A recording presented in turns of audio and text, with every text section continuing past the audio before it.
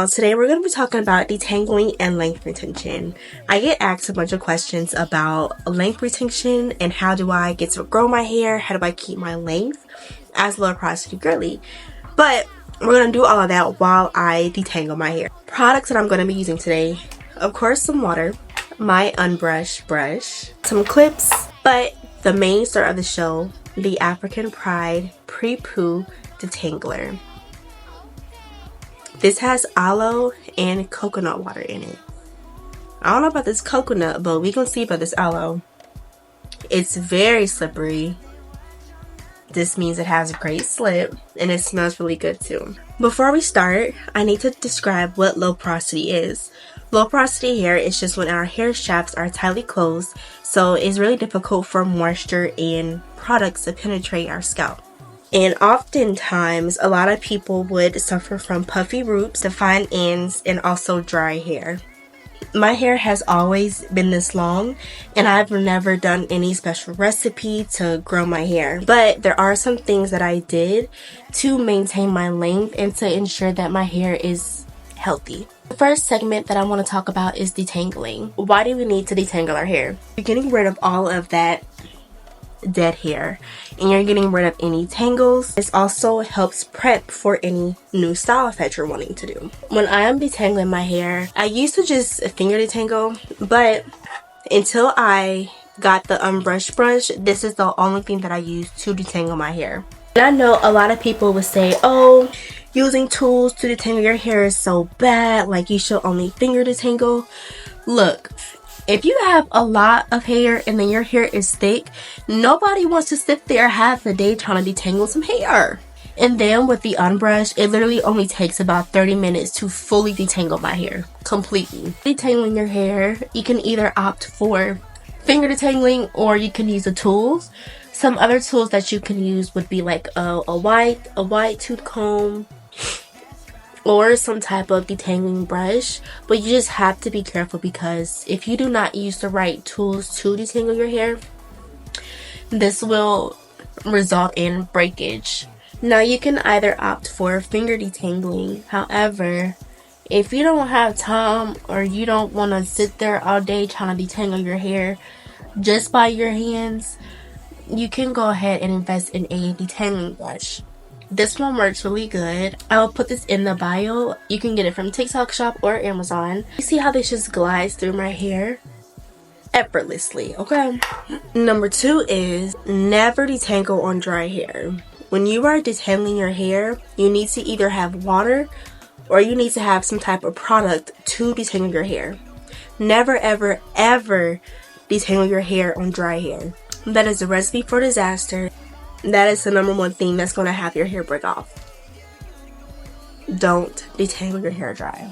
While you are detangling your hair, opt for going in smaller sections. Now, if you have pretty thick hair, doing this in smaller sections will definitely make your life a lot easier because you're going to be able to really detangle a lot faster, and then you're also not going to be finding your hair with those bigger sections. I would try and detangle my hair really big sections, and that would literally take me all day. I was doing that because it would hurt, but I found out when you're detangling in smaller sections, it's just easier for that product to get into your hair and it's a lot more manageable. Another thing is make sure that you're going from ends to root. When you are going into root, you're able to get the knots and the tangles as you're going up your hair. However, if you start from the top and your hair is tangled right here, you're going to be pulling your hair and you don't want that tension on your scalp. So it's best to start at the ends and just work your way up. And if you come across any tangles, then you'll be able to get those out really easily without pulling on your hair. Moving on to the second segment, let's talk about length retention. First thing is the most important, moisture. When you have low porosity, as I stated earlier in the video, it's a lot more difficult for us to retain moisture because our hair cuticles are so tightly closed. How can I get some moisture into my hair, you ask? Couple of ways. Leave-in conditioners, mist your hair with water every day. You can do some type of like spray mist every day. Make sure you're shampooing your hair in warm water, and make sure you're rinsing out your hair in warm water. So when you get out the shower, your hair cuticles are still open. During the styling process, you need to invest in a hair steamer or a heating pad. By using these different strategies and techniques to implement moisture into your routine, this will allow your hair cuticles to open up. When you're steaming your hair, deep conditioning your hair cuticles open up. Those products seep into your hair. So then once you're done conditioning, steaming, whatever, your hair shaft closes and now all that moisture is in your hair strands. Now your hair is very bouncy, it's soft, it's nourished basically. If you don't steam, or if you don't have a heating cap, or you're not putting any type of heat on your hair, that product is just sitting on top of your hair. Another tip for length retention is wearing protective styles. Now, I know everybody says don't always wear a slick back bun. Now, given you don't have to stop wearing them forever, however, you do need to minimize how much you're pulling your hair back and you're using those hair ties. You may not see it right then and right there, but the more that you're putting pressure and tension and pulling your hair back, that's more and more pulling on your hair. And like I said earlier, we want to try and prevent pulling as much as possible. So when you're constantly pulling your hair back like that, constantly, you're not only pulling on your edges, but it's also straightening out your curls. You can always go to Pinterest to find some cute hairstyles. You can always go to my page to find some cute hairstyles. Girl, you can go just play in your hair and find out what works for you. You can also opt for mini twists. Shoot, I don't know, wash and goes. Like, there are so many different styles that you can do rather than doing a slick back bun, girl. Trust me. Now, this next tip, I'm not gonna lie, I'm trying to get more consistent with this, but it's regular trims for your hair. Now, I don't have a natural hairstylist that I go to. I am my own natural hairstylist. So I just trim my hair whenever I see fit. I am trying to get better at it, but you do need to be regularly trimming your ends. When you trim your ends, this gets rid of that dead hair, and it's like letting go of old luggage. You know, when you're lugging around all of that heavy luggage that you don't need no more, what is it doing? Weighing you down. So when you keep that old hair on your head, it's not doing nothing for you. It's not getting curly like it used to. Your curls aren't popping, but that's because it's time for it to go. So girl, go cut them ends. What I do, I trim my ends whenever I have in my mini twisties, and I'll probably do a tutorial on how I trim them eventually. Now, the last tip that I have for length retention is to wash your hair. Yes, I said it. Even though this may seem very redundant, but wash the hair, girl. Especially as low porosity girlies, you need to be implementing. Why was I about to say amplify? When you have low porosity, you need to make sure that you're implementing a clarifying shampoo into your wash day routine. Now, clarifying shampoo will help get rid of all that buildup, all that oil, all that sweat, all that dirt that's on your scalp. Can sometimes be stripping, just depends on what brand and product that you use. So you make sure that you go back in with a moisturizing shampoo and make sure that you add a conditioner or you deep condition afterwards. What happens when you don't wash your clothes for a long time, or what happens when you don't clean the bathroom for a long time? It gets dirty. You don't want to go in there. You don't want nothing to do with that.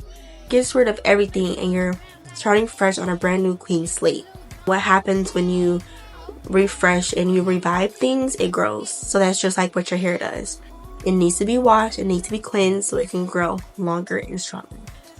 My first thoughts on this pre-poo, I like it, and I would definitely be adding this to my routine. My hair, it's really soft. It's soaking up this product, which is really good because my hair has a hard time soaking up products, and this ate down. Like, you can't see a cast or anything on my hair. I like her, she's cute.